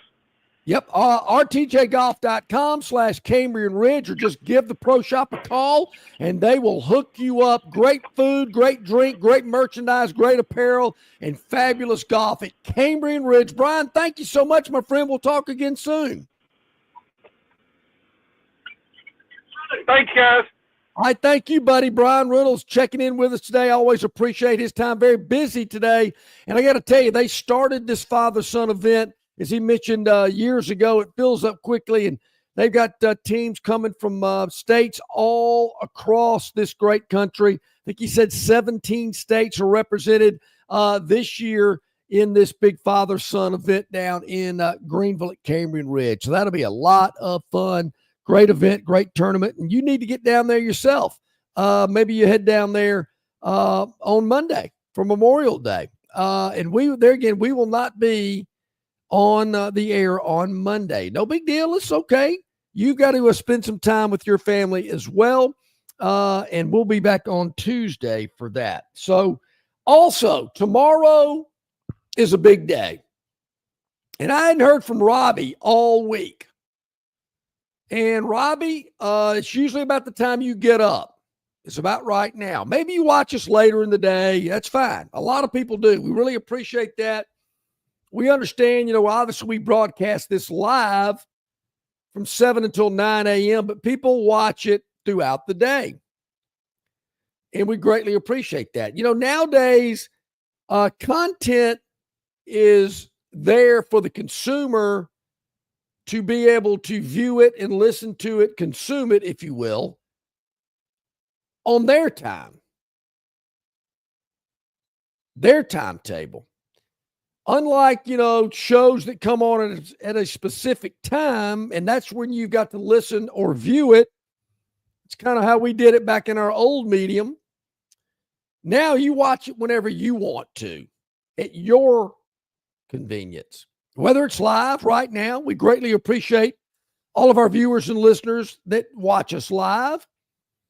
But we get a lot of feedback from our viewers and listeners and subscribers that watch it in the afternoon, or they listen to it on Spotify in their car, or they go to Facebook or YouTube. They check out the clips on Instagram, and we really appreciate that. We get it. You watch it, you listen, you consume it on your timetable. And we really, really appreciate that. Means a lot to us. Hit the like button, hit the subscribe button. Really important. But tomorrow, this is where I'm getting with Robbie. Tomorrow is a special day on the program. And we started doing this probably 15 years ago when Barry and I were on the radio together, which we were for a long time, 27 years, I believe. The Friday before Memorial Day has always been a long-standing tradition of where I was right and where I was wrong. Now, last Memorial Day, I presented predictions of what I thought would happen in the sports world over the next 12 months, from Memorial Day 2024 to Memorial Day 2025. Predicted what I believed would happen in football, college and NFL, basketball, college and NBA, Major League Baseball, other sports of interests, some political predictions, things like that. So we will recap. They will be taken out of a vault. They have been hermetically sealed, and they've sat there in a mayonnaise jar for the last 12 months. We will pull them out tomorrow. We'll see how well we did. Also, I will predict what I think is going to happen for the next 12 months. From Memorial Day weekend 2025 to Memorial Day 2026. So we'll be doing that tomorrow. Robbie takes keen interest in that show because he's been known to get the legal pad and Sharpie pen out and make notes. John, you said this. John, you said that. And we appreciate it. We appreciate his loyalty and dedication to write it all down. Thank you, Robbie, and anyone else that wants to get involved with that. So that will be tomorrow, and we will be live at Stivers Chrysler Dodge Jeep Ram in Prattville, where Price sells cars. Alabama and Northwest Florida's largest volume Ram dealer is Stivers CDJR in Prattville, where employee pricing is at below what other dealers are charging, because you're getting the Stivers difference there in Prattville at Stivers Chrysler Dodge Jeep Ram. So we'll be doing that tomorrow on the show. I'm not sure if we're up for a break yet. Before we go to Gurn Jr.'s Victoryland 777 topic wheel, I kind of feel like maybe we are. I'm not sure, but if we are, Gurn, go ahead and hit it. We'll come back with the topic wheel. If not, we can jump right in. And known by avid golfers as one of the most beautiful and challenging stops on the Robert Trent Jones Golf Trail, Cambrian Ridge in Greenville lies just 40 miles from Montgomery. It is well worth the ride for any golfer looking for 27 holes of jaw-dropping golf. The greens have been redesigned to accommodate the higher green speeds associated with their installation of the latest generation of ultra-dwarf Bermuda grass. Cambrian Ridge offers a fully stocked pro shop with all the latest equipment and apparel. Great food and beverages in the clubhouse can be enjoyed both before and after your round. Get your group together and hit the trail. Go to rtjgolf.com/Cambrian Ridge for tee times and more information. The following is a message from the Bud Light Party. This Memorial Day, America will be using 82 metric tons of sunscreen. And around 2 p.m., Uncle Dave's going to ask you to help him reapply. So make sure you're holding on to an ice-cold Bud Light, because holding on to a beer might be the only thing saving you from a palm full of back hairs. This message approved by the Bud Light Party. Raise one to right now. Enjoy responsibly. Bud Light Beer, AB, St. Louis, Missouri. Dixie Electric Plumbing and Air rallies for you. No matter the problem, Dixie will tackle it. Their licensed and trusted electricians, plumbers, air and garage door technicians are ready to win for you. From toilets to garbage disposals, circuit breakers to HVAC systems, Dixie never fumbles. Don't throw away your hard-earned money on second-string contracting companies. Score big with Dixie. After all, they are your biggest fan. Visit calldixie.com or dial them up locally at 262-2946. Don't miss your chance to win big at Victoryland Casino. Play the latest, hottest, most exciting games around with fun bonuses and big jackpots. Don't miss out on your free play. Stop by Player Rewards today and check out this month's exciting free play promotions. Come see why our players keep coming back. You'll have more fun at Victoryland Casino, where you can be a winner too. Victoryland Casino, located off I-85 exit 22, Shorter, Alabama. Must be 21 or older. Okay, welcome back in, everybody. About 11 minutes until the top of the hour. I see the Gurn Jr. Victoryland 777 topic wheel in one of the windows below the big screen here. And what do you say we pop it up there? Gurn's ready to go. So let's spin it. Got a lot of topics today to go over. Chris, get ready. Put your seatbelt on. We're about to hit that wheel, and it is going to land. The first topic is he's back, and we're talking about, wow, wait a minute, 46 years old, announcing a return. Manny Pacquiao announcing his return to the ring at age 46, almost 4 years after his last fight, July the 19th in Vegas. Is that enough time to train? He is back. He's just going to make a little history. He holds the record as the oldest welterweight champion when he beat Keith Thurman in 2019 to claim the WBA Super World title at age 40. You know, I need to do a little homework here. There's a lot of different class: welterweight, bantamweight, featherweight, flyweight. We got to get to all the different classifications in boxing. I know it's based on what your weight is, obviously. What is bantamweight, welterweight, featherweight? I love how they classify or clarify the different classifications in boxing. But, man, that's awesome. Should there be a limit on how old you can be before you can fight from a health standpoint? I mean, I guess if the doctors and the physicians, you know, give you the okay and they think you're physically fit enough to do it, I guess RFK Jr. could probably do it. I mean, this guy does a ton of sit-ups and push-ups every day. He looks like he's in pretty good shape. I don't know. Good for him. Old guys back in the ring. Okay. We'll see how that plays out. That's on my bucket list. I've yet to do that. I'd love to go to a big-time fight, but I want to sit up close. I don't want to sit in the back. Kind of that way with everything now. I mean, I know that kind of sounds bad. No, I only want to go if I'm sitting in the front. Well, at least I'm being honest about it. You know, I ain't going if I ain't sitting in the front. All right, Gurn, let's see what else we got. 4 more on the Victoryland 777 topic wheel. Gurn Jr. comes up with these. I do not know what they are about. Cheaters are up next.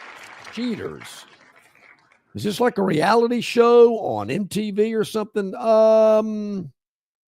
Let's see here. Looks like motorsports. Some people fired on the Penske team here. Wow, cheating in motorsports? I would have never thought that would have happened. I thought that only was in NASCAR. It's happening in IndyCar racing as well. Let's see. So wait, let's see. So what they did, firing these people, is a big deal. Trying to see here what they actually did to be fired. But there again, maybe not enough tire pressure, maybe not enough, the restrictor plate, something of that nature. Obviously a pretty big deal if somebody was fired. And this is, of course, the Indianapolis 500 is this weekend. Can somebody tell me the history behind drinking milk? The winner of the Indianapolis 500 is a milk drinker. Obviously, a lot of dairy farms in Indiana. What if you don't like milk? What if you're lactose intolerant? Maybe they ask you those questions before they hand you the jug. They put the right kind of milk in there. Is it whole milk? Is it 2%? Is it Fairlife or is it Borden or whatever? Some national milk. Are they milk companies anymore?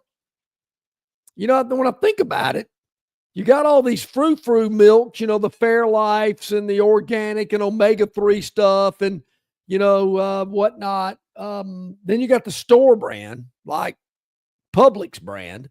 But is there like Barber's Milk and Hall Brothers and local dairies like there used to be? I'm going to look next time. I mean, I don't think there's any Barber's Milk in the grocery stores anymore. That seemed to be the last local dairy. But when I was growing up, Hall Brothers was a milk company here in central Alabama. Barber's, obviously. I want to say there was one called Foremost at one time too. But anyway, seems like local dairies, local milk companies aren't the thing anymore like they once were when I was growing up. Somebody help me out with that. Okay. Let's go next. Victoryland 777 topic wheel, exit 22 off I-85 Shorter, Alabama. You can be a winner too. Enhanced games. Okay. Enhanced games should debut in the 26 allowing PED use in Olympic style events. Now, wait a minute. Performance enhancing drugs are going to be allowed in the Olympics. What are we coming to now? ESPN, the Enhanced League, which will feature Olympic-style sports, announced plans Wednesday to host in exactly 1 year its first annual competition in which athletes will be allowed, if not outright encouraged, to use PEDs like steroids, testosterone, and growth hormone that are typically legal to possess but banned in sports. Okay, all right. So I can't say I'm a particular fan of this, but I don't know a lot about it, but it sounds like we're going to, okay, look, let's see just how much these performance-enhancing drugs do help you. And let's see how much of a benefit they do give you. Okay, I see that. I don't know if I want it to be that way forever. I don't know if I want it to be that way as long as we play. A report says Enhanced League plans to hold a $500,000 prize pot per event, with $250,000 going to the winner alongside appearance fees and bonuses for setting new records. Now, some people will tell you some records have been set in sports because of performance-enhancing drugs. Home runs in a particular season, for instance, comes to mind. This is an interesting concept, but does it take away the spirit of what the games are intended to be? I kind of think so. I'm going to follow that, though, Gurn. Appreciate you informing us about that. I got to stay on top of that one. All right, 2 more to go. Let's spin them, see what comes up next. Victoryland 777 topic wheel, exit 22 off I-85 Shorter, Alabama. You can be a winner too. Hard Knocks. I believe this is the HBO series Hard Knocks. I saw this yesterday where the Buffalo Bills will be the team on HBO's Hard Knocks this year. You know, I started watching this when it first came out. I kind of got stale on it after a while because it was pretty much the same old stuff year in and year out, just a different team. I do understand, though, this might be one of the few episodes or few years that they do it where they actually feature a winning team. Teams that are not eligible to be selected for Hard Knocks include teams with first-year head coaches, those that have appeared on the training camp version of the show in the past 8 seasons, and teams that are a part of the in-season division selected or next year's in-season division. And I get that. The Bills became eligible to be selected for the training camp series thanks to a new set of rules introduced in the offseason that expanded the pool of teams. There's no longer a rule that the teams that made the playoffs in the past 2 years are able to opt out from participating, which would have applied to the Bills, who have made the playoffs each of the past 6 seasons. Yeah, I can see they're needing to change that because, A, they're running out of teams and they want to feature a team that football fans are interested in. I doubt they're going to do the Saints this year because nobody knows who their quarterback's going to be. But I like that. And I like to have a variety. I do like it when they have the meetings in the coaches' offices and they're letting guys go. And, you don't wish that on anybody, but it does make for good TV. And it is kind of unedited in the form of where, they are letting the language and some of the brutal hits stay. They don't leave them on the cutting room floor, so to speak. And Josh Allen whose birthday, I believe, is yesterday, just turned 29. He's a popular figure in the NFL. People know him. All right, let's spin it one more time. Make it official. It's the last topic on Gurn Jr.'s Victoryland 777 topic wheel for this Thursday. It is Dream Team. Could this be flag football in the Olympics? Yep, NFL players permitted to play in the Olympics, which will be in Los Angeles. Scroll back up to the top real quick there, Gurn. Let me see what that headline said there. NFL players permitted to play flag football at 28 Olympics, building best 10-person roster. That's only 10 people on the team. Lamar Jackson obviously would be a great one. I wonder how much you'll be able to run. Is this more of a passing competition? Saquon Barkley, I think, would be a good one there, no doubt.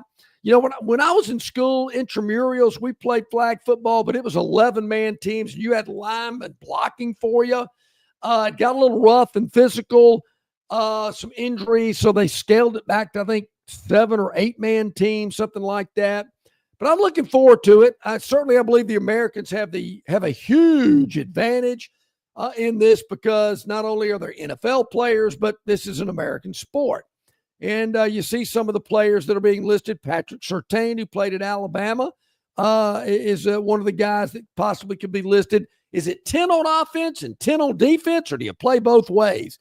I'm going to look into this deeper today because this is building up some momentum, and I think it could be really, really interesting. Flag football in the Olympics. Okay, it says in addition to the framework of 10-player rosters, a 50-yard field, and a 5-on-5 format that won't feature offensive or defensive lines. Let's whip up a roster that might make it exciting. Okay, all right, that answers my questions. No linemen, 5-on-5 format, quarterback, and some receivers is what it looks like to me.